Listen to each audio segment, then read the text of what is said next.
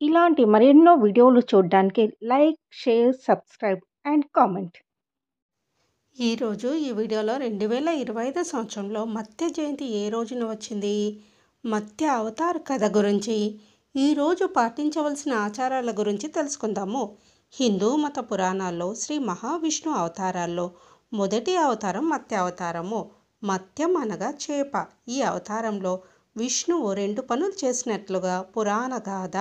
ప్రళయకాలంలో జీవరాశులను నావలో జలనిధిని దాటించడము, వేదాలను కాపాడడము. హిందూ పురాణంలో మత్స్యావతారానికి చాలా ప్రాముఖ్యత ఉంది. పురాతన గ్రంథాల ప్రకారము విష్ణువు పవిత్ర వేదాలను మరియు 7 ఋషులను విపత్తు ప్రళయం నుండి రక్షించడానికి ఒక పెద్ద చేప రూపం తీసుకున్నాడు. 2025 సంవత్సరంలో మత్స్య జయంతి 31వ తేదీ మార్చ్ 2025 సోమవారం రోజున వచ్చింది. శ్రీ విశ్వావసునామ సంవత్సరము, చైత్రమాసము, వసంత ఋతువు, ఉత్తరాయణము. మత్స్య జయంతి తిథి ప్రారంభము 31వ తేదీ మార్చ్ 2025 సోమవారం ఉదయం 9:11 ప్రారంభమై 1వ తేదీ ఏప్రిల్ 2025 మంగళవారం ఉదయం 5:42 మత్స్య జయంతి తిథి ముగుస్తుంది.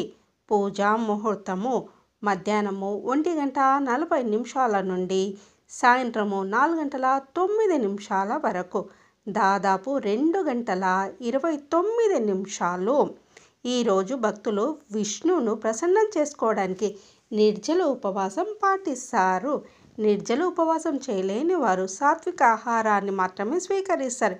ఈ రోజున మత్స్య పురాణం చదవడము లేదా వినడము, విష్ణు సహస్రనామం పఠించడము, వేద మంత్రాలను పఠించడము చాలా అదృష్టంగా భావిస్తారు. ఈరోజు దాన ధర్మాలు చేస్తే విష్ణు ఆశీస్సులు పొందుతారని భక్తులు నమ్ముతారు. మత్స్య అవతార కథ గురించి తెలుసుకుందాము. సత్యయుగంలో మనువు మహారాజు విష్ణువు యొక్క భక్తుడు. తన జీవితకాలంలో ఒక్కసారైనా ఆయనను చూడాలని కోరుకున్నాడు.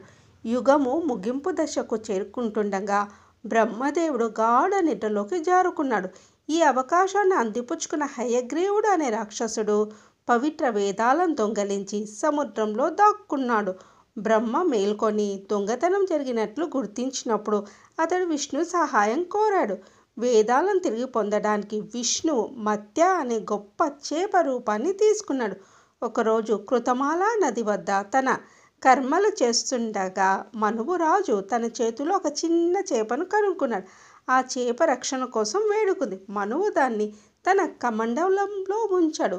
అతనికి ఆశ్చర్యం కలిగింది. ఆ చేప పెరుగుతూ ఉంది. అతను దాన్ని ఒక చెరువుకు, తర్వాత సరస్సుకు, చివరికి సముద్రానికి తరలించాడు. అప్పుడే విష్ణు మత్స్య రూపంలో రాబోయే వరద గురించి మనువును హెచ్చరించాడు. విష్ణువు మనువును ఒక పెద్ద ఓడను నిర్మించి మొక్కల విత్తనాలు, జంతువులు, 7 ఋషులు, దైవిక సర్పమైన వాసుకిని సేకరించమని ఆదేశించాడు. వరద వచ్చినప్పుడు మత్స్యుడు తిరిగి ప్రత్యక్షమై వాసుకును ఉపయోగించి ఓడను తన కొమ్ముకు కట్టాడు. వారిని సురక్షితంగా హిమాలయాలకు నడిపించాడు. జలాలు తగ్గిన తర్వాత విష్ణువు హయగ్రీవుని ఓడించి వేదాలను బ్రహ్మకు తిరిగి ఇచ్చాడు. మనువు రక్షించిన ప్రతిదానితో భూమిపై జీవితం కొత్తగా ప్రారంభమైంది. ఇది తదుపరి యుగానికి నాంది పలికింది.